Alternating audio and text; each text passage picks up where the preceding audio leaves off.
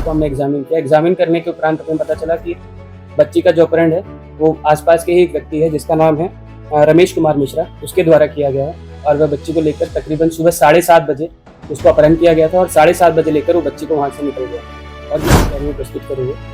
और साथ ही साथ 3 मोबाइल हम लोगने जब्त कर लिए हैं तीनों व्यक्तियों के पास में। और तीनों व्यक्तियों के जो फ़ोन्स हैं उसमें काफ़ी डिटेल्स हैं जिसमें हमें पता चल रहा है कि कैसे ये लोग योजना बना रहे थे पिछले 1 माह से।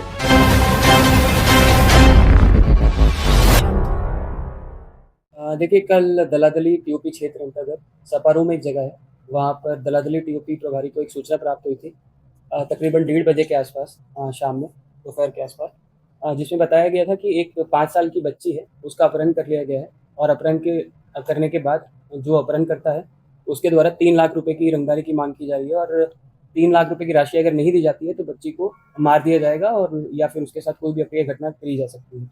तो जैसे ही ये सूचना थाना प्रभारी को मिली, तो वरीय पुलिस अधीक्षक महोदय द्वारा एक एसआईटी टीम का गठन किया गया, जिसमें डीएसपी हेडक्वार्टर 2 अजय, थाना प्रभारी दलादली और दलादली के जितने भी अन्य पुलिस पदाधिकारी हैं, सभी के सभी शामिल थे। जैसे ही वो जस्ट घटनास्थल पर पहुँचे, घटना के उपरांत वहाँ पर जितने भी सीसीटीवीज़ कैमरास थे, उन सबको एग्जामिन किया और जितने भी फिजिकल एविडेंसेस थे और टेक्निकल एविडेंसेस थे, उन लोग को हमने एग्जामिन किया। एग्जामिन करने के उपरांत हमें पता चला कि बच्ची का जो अपहरण है, वो आसपास के ही एक व्यक्ति है जिसका नाम है रमेश कुमार मिश्रा, उसके द्वारा किया गया है। और वह बच्ची को लेकर तकरीबन सुबह 7:30 बजे उसको अपहरण किया गया था और 7:30 बजे लेकर वो बच्ची को वहाँ से निकल गया। और ये सूचना जो थी, ये घटना पुलिस को मिली थी तकरीबन 1:30 बजे के आसपास, 6 घंटे के बाद में।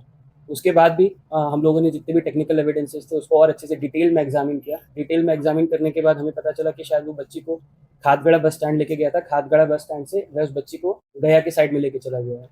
उसी समय हमारी टीम ने गया पुलिस के साथ समन्वय स्थापित किया और हमारी 2 या 3 टीम यहाँ से निकलने के बाद गया चली गई। गया में पहुँचने के बाद तकरीबन 35 या 40 जगह पे हम लोगों ने छापेमारी की और तकरीबन रात के 2:30 बजे हमने बच्ची को सकुशल बरामद कर लिया।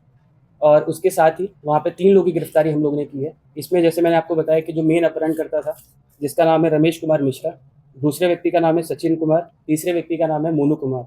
ये तीनों के तीनों व्यक्ति गया के ही रहने वाले हैं और इनका इस तरीके से कोई आपराधिक इतिहास नहीं रहा है।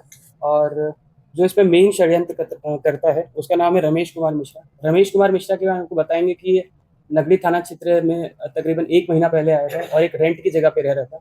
रेंट पे रहने के बाद इसने काफ़ी टाइम तक जो पीड़िता हैं और उनकी जो बच्ची थी उसको एग्जामिन किया, उनको देखता था, उनकी रेकी करता था। रेकी करने के बाद उसने कल इस घटना को अंजाम दिया। और इसका प्लान था कि अगर 3 लाख रुपए की राशि नहीं दी जाती है तो वो बच्ची को सही में मार देगा या फिर उसके साथ कोई अप्रिय घटना कर देगा। इसके साथ-साथ आपको बताते चलें कि इसने जब 3 लाख रुपए की माँग की थी, 3 लाख रुपए की माँग के बाद जो पीड़िता है वो डर गई थी काफ़ी, जो उसकी जो बच्ची है, उसकी माँ जो है। तो उन्होंने इसे 5,000 के आसपास की राशि ट्रांसफ़र भी की थी। उसके रिकॉर्ड्स हैं हमारे पास में, वो भी हमारे पास में एक प्रेस एविडेंस के फॉर्म में है, जो हम इस केस डायरी में प्रस्तुत करेंगे। और साथ ही साथ 3 मोबाइल हम लोगों ने जब्त कर लिए हैं तीनों व्यक्तियों के पास में।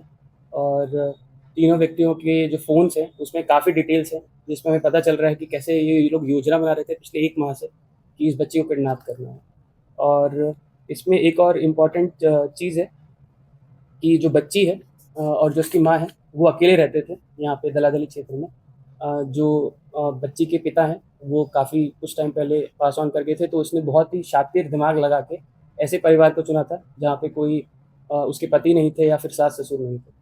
इस तरीके से उसने पूरी घटना को अंजाम दिया और जो हमारी रांची पुलिस है, उसने महज़ 12 घंटे के अंदर बच्ची को सकुशल बरामद कर लिया। जी, मात्र 3.5 लाख, क्योंकि इसका बैकग्राउंड वैसा है, उस तरीके के नहीं, आदतें नहीं है उस तरीके से। अभी जितना हम लोग डिटेल्ड एग्ज़ामिनेशन तो नहीं कर पाए इसका, परंतु जितना समझ में आया है कि इसके पास 5 या 6 लाख रुपए का लोन है, जिसको ये देने में असक्षम है। ये नौकरी वगैरह करता है छोटी-मोटी, बट इसको जब पता चला कि जो पीड़िता है और जो बच्ची है उनके पास में, इनके पास में कुछ धनराशि हो सकती है, तो इसीलिए इसने इनको टारगेट करने का प्रयास किया। सिर्फ फिरौती की माँग के लिए किया गया या और कुछ होते थे? देखिए, उस पे तो हम लोग अभी और ये अनुसंधान में आएगा, बट प्राइमा फेसी जो चीज़ें हमारे सामने आई हैं, इसमें फिरौती तो था ही, बट साथ में बच्ची के साथ कुछ ना कुछ अप्रिय घटना भी करने का पूरा प्रयास किया। जो भी ऐसे अपहरण को अंजाम दिया जाता है। नहीं, पहले पूर्व में इस तरह की घटना को इसने अंजाम नहीं दिया। सर, बिहार से वो झारखंड आया, झारखंड के ऊपर नगरी थाना क्षेत्र को कैसे चुना? कहीं न कहीं लोकल कोई भी लोग इन्वॉल्व आए? देखिए, करीब 2 साल पहले ये यहीं पे रहता था आस-पास में और कुछ ना कुछ किसी सीमेंट फैक्ट्री में काम करता था। तो थोड़ा बहुत इसको अंदाज़ा था कि ये एरिया कैसा है, कहाँ पे कौन लोग रहते हैं। और जैसे मैंने आपको बताया कि इसने बहुत ही शातिर दिमाग लगा के एक ऐसी फैमिली को चुना जिसमें कोई भी मेल मेंबर नहीं है, या फिर मान लीजिए कि उनके पति नहीं है, पिता नहीं है, तो उस फैमिली को उसने चूज़ किया और तकरीबन 1 महीने के आसपास उस महिला से बात करता था, किसी न किसी बहाने। तो एक अच्छे संपर्क में भी था, तो उसी बहाने से पूरा दिमाग लगा के इसने उस फैमिली को टारगेट किया। परिवार को 6 घंटा देखिए, ये बहुत ही महत्वपूर्ण है जिसपे मैं आना चाहता हूँ, और रांची पुलिस की आप सभी लोगों से एक निम्र निवेदन रहेगा, जितनी भी रांची की जनता है। सबसे पहली बात तो जो सूचना प्राप्त होती है, सूचना जैसे वो जो महिला थी, अगर वो उनके द्वारा हमें जल्दी दे दी जाती या फिर किसी भी व्यक्ति द्वारा दे दी जाती, तो हम बच्ची को रांची से ही नहीं निकलने देते। तो क्योंकि सूचना हमें बहुत देर बाद प्राप्त हुई, तो हमें भी इसमें काम करने में 12 घंटे लग गए, अन्यथा हम 3 या 4 घंटे में बच्चे को बरामद कर लेते।